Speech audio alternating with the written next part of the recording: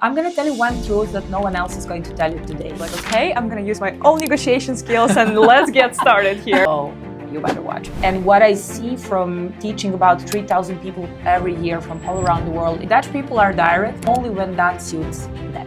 Explicitly inviting only male candidates. How do you deal with rejection? I want millions. I do this job because I love this job.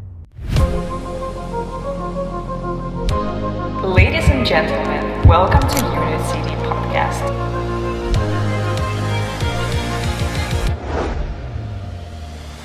Welcome to Unit City Podcast. We are so happy to see you back on our show again, and today we have another very special episode. I know we say it a lot, but it is special because today we're not going to talk just about the business or just about settling on the ground in the Netherlands, but also a lot about negotiations. Welcome to our guest, and let us get started. Yes, thank you so much, Angelina. My name is Mira Vasic. I'm one of the owners of In Touch Female Leadership and Career Academy.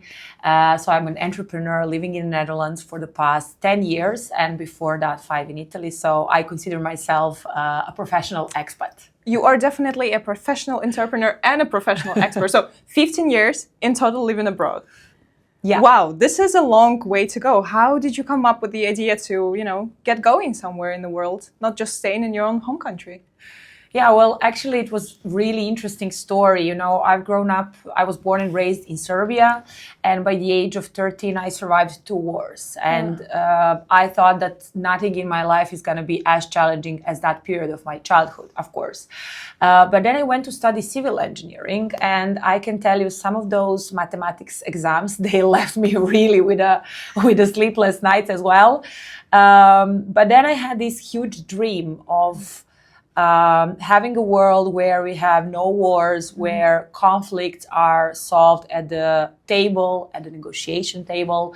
And I came to realize that if we had more women with influence on the world, we would have more peaceful world. And this is what I want for the future of our society. Such a huge power. I think it's definitely, I see the reflection on you, how you started maybe in your childhood with your whole experience and then transforming to negotiations here. So tell me about your business. What do you do to actually change the whole thing you talk about?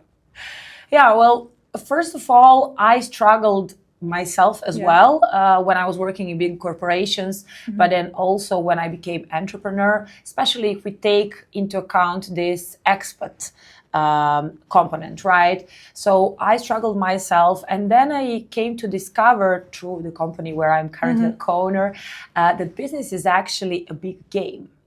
We are all playing a big game, and it's an infinite game where there are a lot of unwritten rules, a lot of different players, a lot of different ways how you can exert your power and influence. And it came to me to understand that if you learn how to play this game more strategically, you could get more influence on the game, but also on the world itself. So that's what I do basically. I teach mainly women, but also people of all gender. And my focus is specifically on expats. How can you understand the unwritten rules of the negotiation game, and how can you play this game more strategically to get more influence on the world and your business, of course. Wow. Tell me a good example of it. Maybe something that comes to, let's say, international experts trying to open their business here in the Netherlands. What could be a good example? Yeah, I think a good example of that is the fact that whenever you are changing a culture, you are actually entering a completely new chapter of the game. Maybe you played these video games when you were a child, I guess. we were all there, right? No judgments. No judgments. We were all there. So anyway, whenever you go to a next level, there are certain unwritten rules that you need to learn about. And what I found really useful is to have mentors, to have sponsors that are locally based that can tell you more about these unwritten rules, right? Just an example, a few weeks ago, I organize every month, at least once a month, executive table dinner. That is the name of the event, and it is specifically for expat women, both entrepreneurs but also women working in corporations. And I saw on LinkedIn a post. I'm really a LinkedIn person. If you are into business, you have to be there, and I'm there every day. So follow my account. And I saw this lady that just moved from Brazil to Amsterdam, and she wrote like, "Hey, I'm transferring my business here. I'm in a beauty industry. Is there someone that can show me around?" And I sent her a direct message saying, "Hey, I'm organizing this really amazing event." And of course, she joined the event, and instantly she had other 12 like-minded women around her. So coming back to our question about the good example, I think we should do things intentionally with purpose. So it's not only about, hey, I want to meet local people. It's about what kind of local people do I want to meet? Are these people feeding and supporting my goal? Are these people feeding and supporting my purpose, my mission? And that's what I think a lot of people, when they are moving to a different country, they miss this component. Sort of like being in a game, playing the primary, secondary characters, understanding who should be your first target, and then going into expansion. Yeah, exactly. Because I mean, we are in the era of artificial intelligence, and we need to be smarter. Sorry to say that. We give a lot of effort into developing AI, which should be like that, because it can really save a lot of energy, effort, and so on. But we need to be smarter, because otherwise we are losing the game. So we need to develop ourselves in a strategic way. We need to develop strategic skills. How am I doing something? Is this smart enough? Is this the best way how I can do it? And what is this bringing to me? And I'm not talking always about the financial part, right? Like, there are a lot of things that you can do which are for free or which you can offer for free. Yes. But at the end of the day, it's a lot about the human connection and what do we bring to this table today. So basically being in the environment where you're all new, you're set up, like a lot of entrepreneurs or a lot of even employees who want to start their own businesses here, they don't know something. So they kind of have to get this mentor or like the people with whom they can connect and then expand. Would you say it could be something that you did on your journey? Yeah, absolutely. Absolutely. When I started my entrepreneurial journey, it was just Corona time. So I started on 1st of April, 2020 to be an entrepreneur. And 2 weeks before that, there was a big lockdown in the Netherlands. And that means no networking, as we all knew that before, right? So that those weeks changed everything in the world we see it. But on the other hand, I took it as an opportunity. I think it was a really great opportunity for my business, but also for me as professional. I joined every single event that was offered online. I don't know, were you in a similar situation? Honestly, yeah. Right? I was just sitting behind my laptop and I was like, okay, this situation is not gonna beat me. I'm smarter than this, right? I just started. Yeah, I just started. I want millions. And I'm not talking only about euros. I want to impact millions of lives. But then I really realized that internet, digital world, is our world. Earlier I had to travel like 15 days by boat to arrive to the States and talk to a potential client.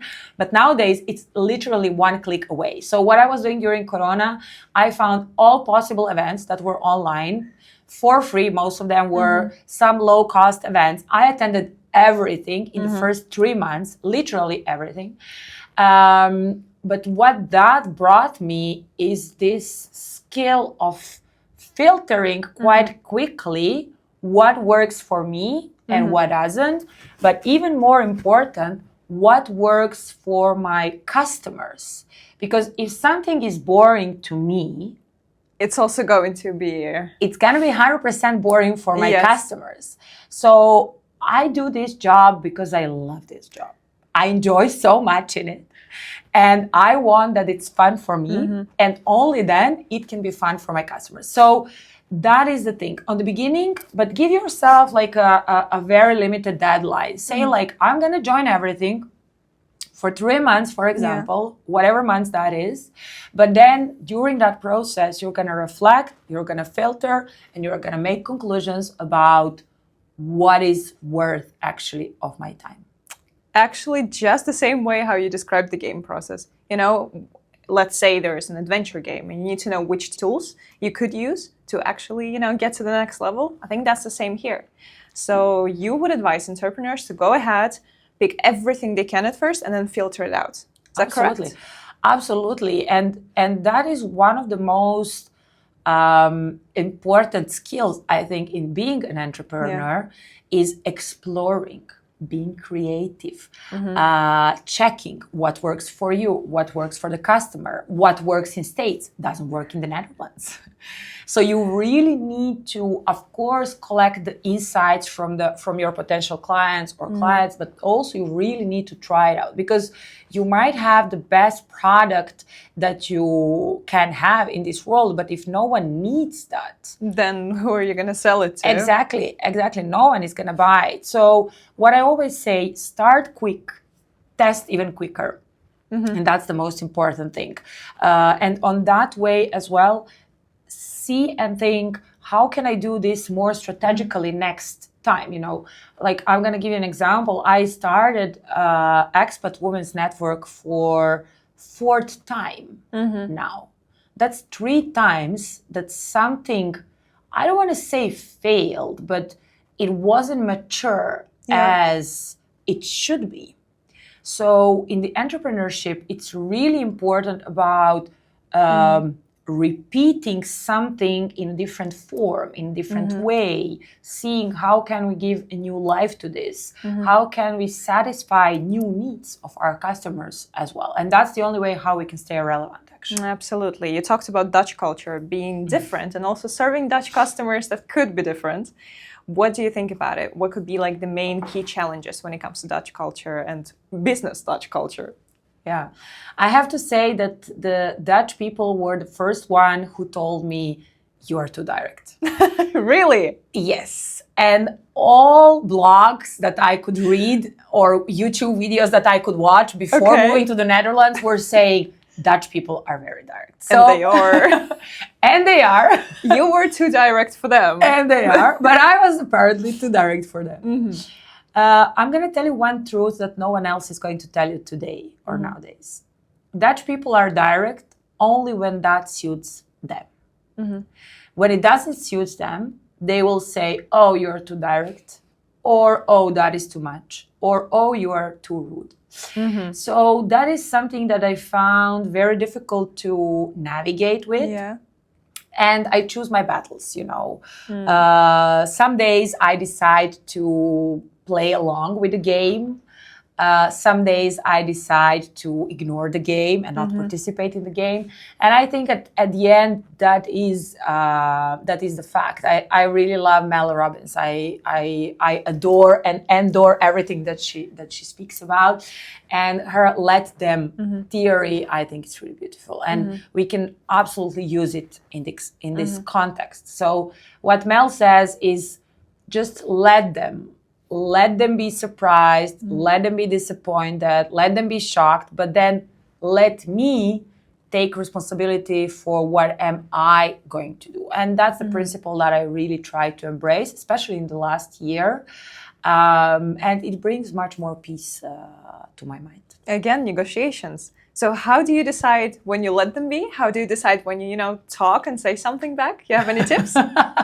Maybe for our, entrepreneurs watching us from home right now or from their work and thinking, okay, I'm going to be in the Dutch culture. How do I make sure people listen to me? Yeah, well, in the negotiations, actually, what I always say, negotiations is a people game. So people are playing the negotiation game. So we need absolutely to understand what kind of personality am I dealing with? In general, in my approach, I use the Jungian personalities, and we talk about 12 different personalities, feminine and masculine ones. And what I see from teaching about 3,000 people every year from all around the world is that these 12 personalities we can find find in any culture. The question then is, how often do we find each of these personality types? Speaking in general, in the Dutch culture, most of the masculine personalities that we encounter are so-called Apollo. So Apollo personality are people who are very direct indeed, very rational, logic, number oriented. So if you are going to negotiate with an Apollo in a Dutch culture, what you need to do is get your numbers ready, get your statistics ready, get your graphs, presentations ready, and use that as the conversation point. I hope you're making notes right there, right now. Exactly. If not, you can visit my webpage and then you can have some additional resources there. But anyway, that's the essence. So if you have Apollo, that's what's a really sweet spot there. If we talk about feminine archetypes, the most common feminine archetype in Dutch culture is so-called Artemis. And in fact, Apollo and Artemis, they were twin brother and sister in the Greek mythology. So that comes together. So Artemis are really freedom-loving women. They are very entrepreneurial or intrapreneurial. They think they can achieve anything on this world. They are really for higher goals into like sustainability or women empowerment, gender diversity, diversity and inclusion in general. And if you tell them, I bet you can't do this, the only thing they think is like, oh, you better watch me. I do. Yes. Right. So these archetypes actually give you a guideline about how can you deal best with them and what kind of connection you can make with them, but also what kind of arguments can you bring for them to the negotiation table. Yes, so we had a Dutch entrepreneur, actually a local Dutch, on this podcast just a week ago. And he talked about the fact that, you know, Dutch people, they don't love when there's no fun in what you're offering them. Like, they have to see the fun in it, something interesting, not just pure sales. That's the game part. That's the game part. Do you think so? That's the game part. Yeah? Yeah. That's the negotiation is a game. That's the game part. Because negotiation, as any game, it's played in rounds. Yes. A lot of people think that you should just come and ask, and a lot of people prepare to ask. But actually, you should prepare for the no that you're going to get. So, and then the answers. Exactly. Right? And what kind of argument are you going to give to this no? Yes. And not only one no, but I always say you are well prepared if you have 10 arguments. So if you know what kind of 10 no's can I get, and what kind of 10 arguments am I going to give? I think that definitely applies to writing a business plan, to even opening the company and talking to, you know, fellow entrepreneurs, maybe who could be your clients, and many other situations. Which situations you use negotiations on a daily basis in? All the time. Everything. Literally. We negotiate all the time. Like, just think about house situation, you know? If you have kids, like this morning, I was preparing my kids for school, and then I would say, okay, get dressed, get your breakfast, and we are leaving. And then my oldest goes like, well, if I finish a bit earlier with getting dressed and my breakfast, can I read a book? Yeah. And I was like, yeah, sure, why not? But only for 5 minutes. And then he goes, can I do 10? So that's already a negotiation situation. Same thing with our parents, you know, like my parents, they live in Serbia and they wish I could be there every weekend or every holiday, right? Yeah, I think every expat gonna happen. Every expat can relate to that. But unfortunately, that's not possible. So that's, again, a negotiation situation. How often do you go back to your home country, or discussing with your partner if you're from different countries? Like, where are we going to spend our holidays? At your home country, at my home country? Like, what's the dynamic there? So actually, we negotiate all the time, and also in business as well. And negotiations is actually an opportunity to get something more, something bigger. And I'm not talking only about the money. It's also about time, energy, efforts, and impact, of course, at the end of the day. I think we touched on a very important topic that we also haven't discussed in our previous podcast. You know, we talked all about how to move to the Netherlands, how to settle in the Netherlands, what is Dutch culture like, what are Dutch people like. But then we haven't talked about the fact what happens emotionally when you are in the Netherlands, when you are an entrepreneur, and then the questions come, like you said, where do I spend the holidays? Do I go back to my home country? Do I stay here? That's such, I think, an emotional decision as well. So what is the place of emotions in these negotiations? Yeah, absolutely. I think that's a really great and valid question, and we don't talk about that enough. The truth is, entrepreneurs are very lonely, very lonely. More successful you are, you will be more lonely. Why? Because you have a certain goal and certain ambitions, and not all people from your previous life, if you want to call it like that, are able to follow that path. Or some of them don't even have the capacity to do that. So quickly enough, it starts to become very lonely, because it also shows you who is actually supporting you on this path, which is very focused for you. So there is a lot of emotions, of course. And the most important thing of being an entrepreneur, being lonely in a different country, is reach out. Yes. Reach out. I always say to people, you can always reach out to me. You know, there is my LinkedIn, there is my email, my phone number is also on our website. Just reach out to me. You know, if I can't pick up at this moment, I'm going to get back to you as soon as possible. But you don't bite. Yeah, exactly. Well, people actually say often to me like, oh, but you're so nice when... but you're so direct. When people get to know you a bit better. But yeah, I always say, reach out. Reach out to people. I think most of the people are really willing to help. Yes. And sometimes just one conversation can make a big difference. Don't stay lonely. Don't stay closed, because we as human beings, we have this negativity bias in ourselves. It's way easier for our mind to stay stuck in a very negative mindset and think like, no, I can't do this is too difficult, and so on. And then that becomes our reality.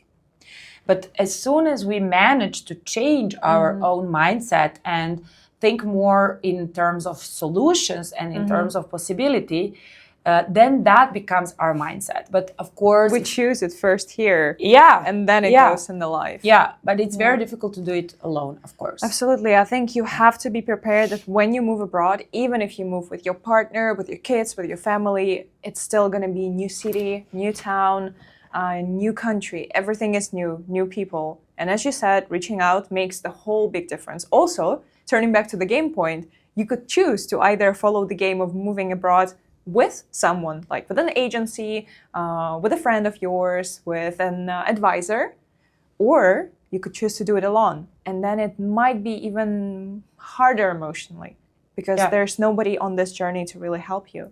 Yeah, absolutely. And I think what is beautiful with the company that you have, for example, the agency that you have, is that you can really have that support. You know, I still remember when I was moving to the Netherlands from Italy 10 years ago, I was coming with my then husband, and at his work there was this agency that really supported us with all this process, you know, and that was really nice, because my whole life coming from a non-EU country, I always had to deal myself with residence permit, with work permit, and so on. So much bureaucracy. And it's really a lot. And especially if you're an entrepreneur or you're just starting that journey as well, I think in my case, it was really precious that we could have that guidance, that there was this agency who really facilitated that. So I think it's really beautiful what you do, and your focus on expats. It's really, really important, because we are in a much more vulnerable situation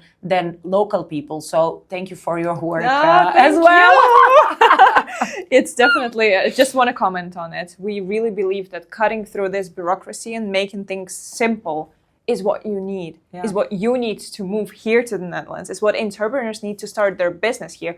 Even if you already think you know the Netherlands, even if you already have been working for a company here, starting your own business, doing the taxes, everything, just choosing even the form of a business can be so difficult. And if there's nobody around, you easily get stuck in this negative spiral of thoughts, just like you said. So we want to give people this positive spiral of thought that it's possible.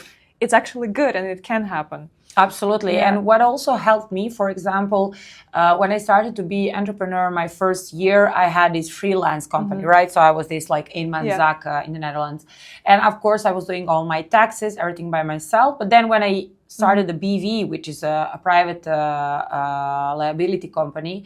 Nowadays, I have, of course, professional accountancy house that is guiding all my books and so on. And that's really great because what they do is they really help me also financially. They are really up to date with every Dutch law, with every tax law, everything that is currently valid. And they also know what's coming for the next year. So their advices are always in front of the time. So I personally found that really, really extremely useful as well. Perfect. Then we definitely make sure we do the right thing because we also do the advisory and all of the accounts. And that matters so much. Not just for the people who are visiting the Netherlands or coming to the Netherlands, moving here, but also in general for everybody. You know, feeling alone is such a bad thing. Yeah. You're not alone on the journey. That's for sure. And tell me more about, maybe there was an interesting situation recently that you encountered where you were like, okay, I'm going to use my own negotiation skills and let's get started here. Yeah, well, of course, a lot of like funny situations as well happen, right? Recently, there was a situation where me and my business partner, Lisa van Blaricum, she's one of my business partners, we had to negotiate a new project. And at one point, I just said, like, I think this is not logical to be part of this deal. And I left it there. It was not even the evening when our negotiation party called us back. It was one of the suppliers of the services that we are using. So the guy called us back and he said, hey, look, we want to drop this thing from the contract. And we were like, okay, this is really cool. So sometimes the arguments don't have to be really strong. Like people tend to think that the negotiation is a fight.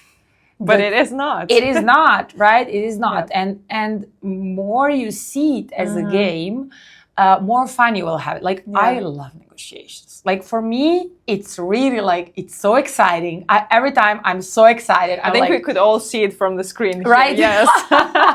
Yes. yeah, definitely. So for me, it's really like, I love it. I'm so excited about it. I really want, but it's, for me also negotiation is like, not only what am I gonna get from it, but it's really about how can I give you the best value that I can for this that you are having, for this budget that you are having, you know? Like, I mean, my company exists for 30 years already, you know? I invested in the company in 2020. I became one of the co-owners and I'm in charge of our international expansion outside of the Netherlands.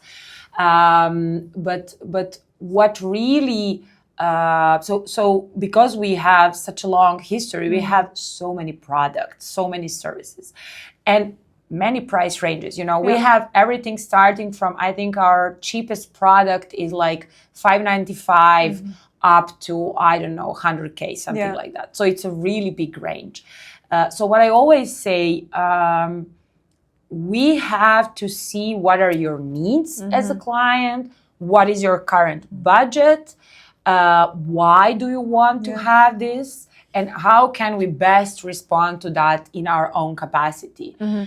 So maybe you see a big program on our webpage, or you think, oh, we could have a total company cultural transformation, but maybe you are not there in this moment as the maturity of your organization. Not just yet. Right? Yes. Not just yet. But we have the knowledge and the experience of helping you how you can get there, because we really love to work with long-term clients. You know, we have clients where we started working with them when they were in a startup phase, when they were in a scale-up phase, and now when they're really big corporate. Maybe Good some of retention. them, yeah, maybe some of them got publicly listed and so on. So we really like this long-term partnership where we can learn about our clients, where clients can learn about us, and where we can just grow together. I think what you said is like switching the mindset from what can I get from you in terms of money or my own value to what can I also give you as a client, as a customer, not just the other way around, but also as a provider of the service. And that matters really a lot. Also for beginner entrepreneurs who may think, okay, I need to make a lot of money right here, right now. It's my first year. I have to get started, get going, all of this. But first, think about what you can give. Absolutely. Yeah. And for me, that is the most important part. The most important part, what is the value that I'm giving? What is the problem that I'm solving you? If you have a problem, you go to a doctor. If you don't have a problem, you don't go to the doctor. And the most important thing is that you go to the right doctor. If you have pain in your leg, you're not going to go to a psychologist, because that's not probably not going to help you. Unless it's psychosomatics. Unless it's, exactly. But in normal cases. So for me, the first question is, am I or is my company best solution for this problem that you have? And also going the step backwards, is the problem that you think that you have really the problem that you have? I'm going to give you a very practical example. Often companies contact me and they say, oh, we can't find enough women for our positions. And then I'm like, okay, let's go step backwards, because this is just a manifestation of a root cause. But what is the root cause? And then there was a company quite recently there from Eindhoven area. They contacted me with this question. And then first thing I did, very easy, I looked at their job vacancies. Yes. In their job vacancies, it was written, for example, we are hiring a sales manager who is willing to develop himself. All right, that's already immediately hinting to be a man, not a woman. Exactly. So it is waste of your money to invest in publicity, in inclusive recruitment, in whatever, if your basis is not there, if you are explicitly inviting only male candidates. So that's why my first question is the problem that you think you have really your problem? And second of all, when we identify what is the problem, am I the best person or the best professional or the best company to help you? If I am, I'm happy to work with you. But there was a lot of cases when we were not a good fit.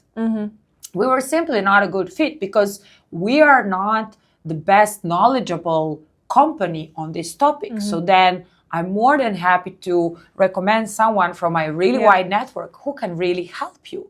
Or, for example, the event that they wanted to have was really too expensive for the budget that they have. So for me, it's really important that I stay in really close contact with my clients and we discuss these things and we see, okay, where can we find the value that you need? Can we provide that? Someone else can provide that, and make your pain go away. And how do you deal with rejection? Because I can imagine in business, you hear no a lot as well. Maybe for all our viewers who might be scared that they're going to come to the Netherlands and then get rejected, or their businesses might get rejected from some of the customers, not all. How do you deal with that? I think quicker you get used to it, your entrepreneurial life will be easier. What I always say, your services and your products are not for everyone. Yes. Like there is currently in this very moment about 2 billion people online on, let's say, just Instagram, for example. What we are talking today here in this podcast will be interesting maybe for 10% of these 2 billion. but then we are talking about 20 million people. And that's a lot. That's a lot. If you could sell a product that is value of €1 to 20 million people, that means 20 million euros.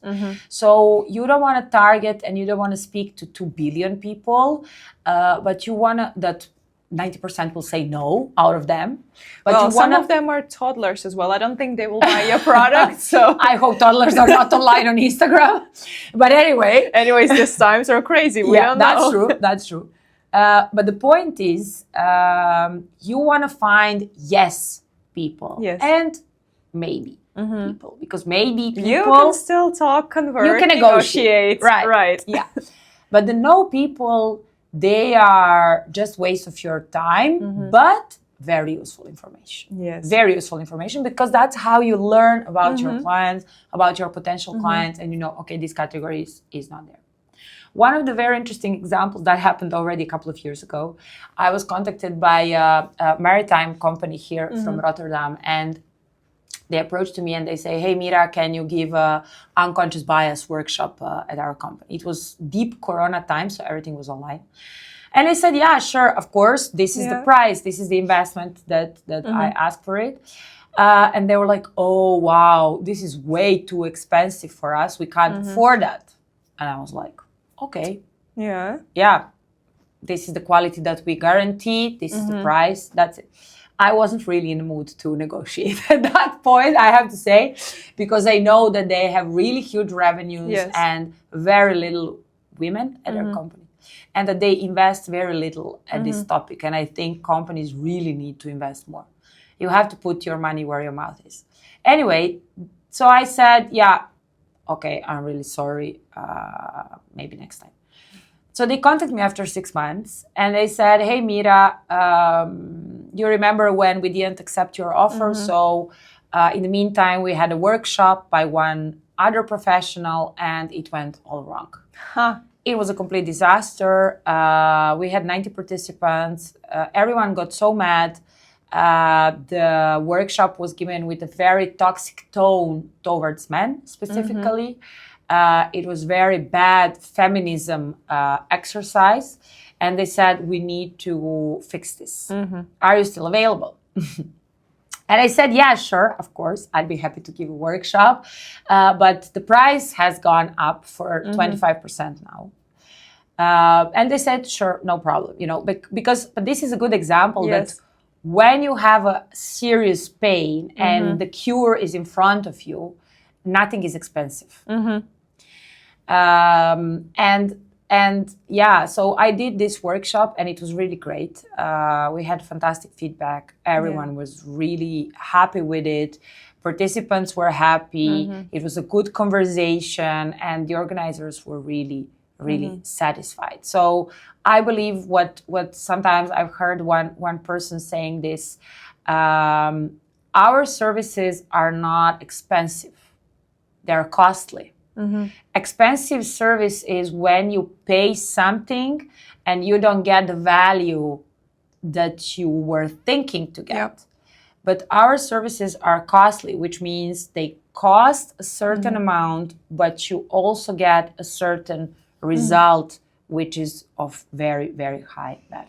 And then afterwards, you're not stuck, correcting the mistake that you could have avoided if you just went with the other person, direction, or service at that time. Absolutely. Any other big words of wise advice for entrepreneurs? Yeah, I think what we have spoken today about are a couple of really big truths. Yes. And most of the entrepreneurs don't talk about that. We don't talk about how difficult it was when a client was disappointed. We don't talk about how difficult it was when a client wanted more and simply you could not offer more because that wasn't what you agreed on the first place. So I think that the message for entrepreneurs is don't believe all the successes on social media. They are there to sell, but surround yourself with real entrepreneurs that can really tell you the true stories. There is no magic. There is no overnight popularity or viral reels or posts or whatever. That doesn't exist. Don't believe in that. That's marketing. That's sales. And yeah, just have around you people that really did the hard work, the strategic work, and that are willing to share both their struggles and their successes. If you have a person in front of you that is sharing only successes, that's fake. So only people that can share also their failures are really worth of your time and your respect as well. Absolutely. It's the whole journey. Either you're starting a business from scratch, or you already had some idea and you're going forward with it now. It's not going to be an overnight success, like you said, but it can be a way easier and simpler road if you follow, the advice that you said, and people who've been there, who know how to handle it. Thank you so much. This is so insightful because, come on, we just talked about a lot of things that we also haven't covered before. And, we're very honest always on this podcast. So thank you. Big thank you for sharing everything here, for talking about negotiations. I'm sure the tips were very handy, so write them down if you haven't yet. And we are just very glad that you've been here on this journey with us. Thank you. Thank you so much. It was a pleasure. And for now, until next time.